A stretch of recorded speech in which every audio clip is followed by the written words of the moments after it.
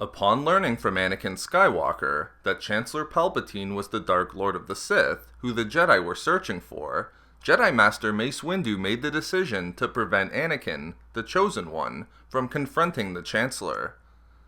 In the film Revenge of the Sith, Mace's reasoning for not letting Anakin accompany him and the other Jedi Masters to the Chancellor's office was his having sensed a great deal of confusion and fear within Anakin that clouded his judgment.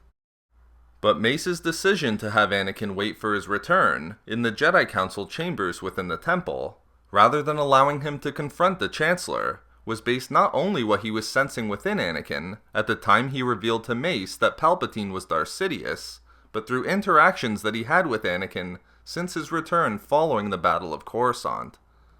Through these earlier interactions, Mace had an overwhelming amount of evidence that informed his decision to prevent Anakin from confronting Chancellor Palpatine, after it was revealed that he was a Sith Lord. In this video expose, I will explain why Mace Windu chose not to bring Anakin with him to confront Chancellor Palpatine, and describe how Mace determined that the dark side of the Force bound Anakin and Palpatine together, thereby making the young Jedi a potential risk. To understand why Mace prevented Anakin from confronting Palpatine, it must first be made clear that Mace was never comfortable or content with the close relationship that developed between the Chancellor and Anakin. In fact, no one on the Jedi High Council was comfortable with their relationship, as it was thought that Anakin's loyalty would be caught between his commitment to Palpatine and his commitment to the Jedi Order. This history between Anakin and Palpatine already put Anakin at a disadvantage in the eyes of Mace, as he could never really trust him.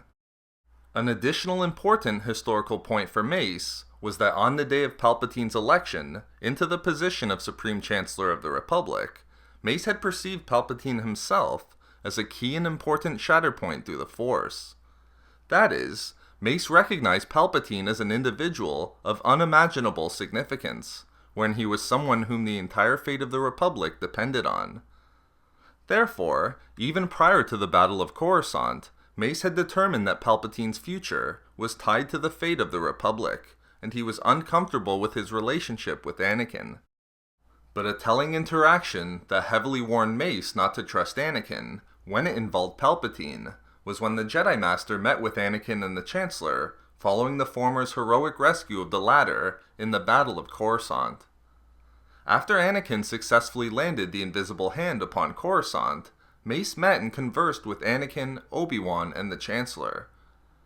During this conversation, Mace reached into the Force to try to perceive how Anakin and Palpatine fit together in the Force, and to see if any shatterpoints existed between them. This was a skill that was a particular gift for Mace, to determine how people and situations operated together in the Force, thereby allowing him to strike in a manner that would be the most useful, as the fault lines between the individuals and situations could be used as shatterpoints to create the best cut and the most effective result.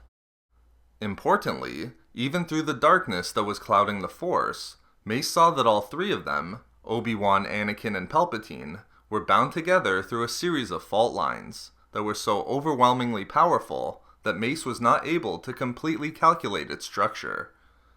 However, what Mace was able to interpret was that Anakin was the key, the fulcrum upon which the balance of the galaxy's future was positioned, and depending upon which direction Anakin tipped, either towards Obi-Wan or towards Palpatine, there would be a corresponding oscillation that would cause chaos within the galaxy. Although the dark side prevented Mace from looking into the future to understand the full importance of Anakin, Mace did understand that the fault lines connecting Anakin, Palpatine, and Obi-Wan were associated with the dark side. Therefore, long before Anakin revealed to Mace that Palpatine was a Sith Lord, Mace understood that Anakin was significantly bound together with Palpatine through the Force, and this connection was imbued with the dark side. This event left a significant impression upon Mace, as he confided in Obi-Wan what he had perceived, as it related to Anakin and Palpatine.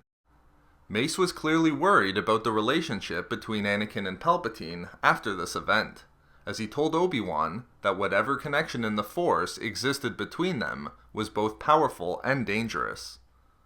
Although Obi-Wan tried his best to reassure him, this event caused Mace to conclude that Anakin's power was not stable, that both Anakin and Palpatine could not be trusted, as the Chancellor's influence upon him was dangerous, and most importantly, the dark side surrounded both of them. Even setting aside the fear and confusion that Mace felt within Anakin at the time he revealed Palpatine as the Sith the Jedi were searching for, these dark side connections that Mace felt between Anakin and Palpatine, in addition to the fate of the Republic and the potential for chaos that was dependent upon both of them, was likely to be enough for Mace to prevent Anakin from coming with him to confront Palpatine. In fact, prior to Anakin informing Mace about Palpatine's true identity, Mace had already decided that he was not going to bring Anakin with him. When Mace was speaking to Yoda by hologram, after it was confirmed that Obi-Wan killed Grievous on Utapau, Yoda questioned Mace about why he was not taking Anakin, the Chosen One, with him to confront Sidious if he made his move, after Mace informed him that he was only taking Jedi Masters Tin, Kolar, and Fisto. Demonstrating just how much these earlier events had influenced Mace, he told Yoda that taking Anakin was too much of a risk, and that it would only be the 3 Jedi Masters that would assist him.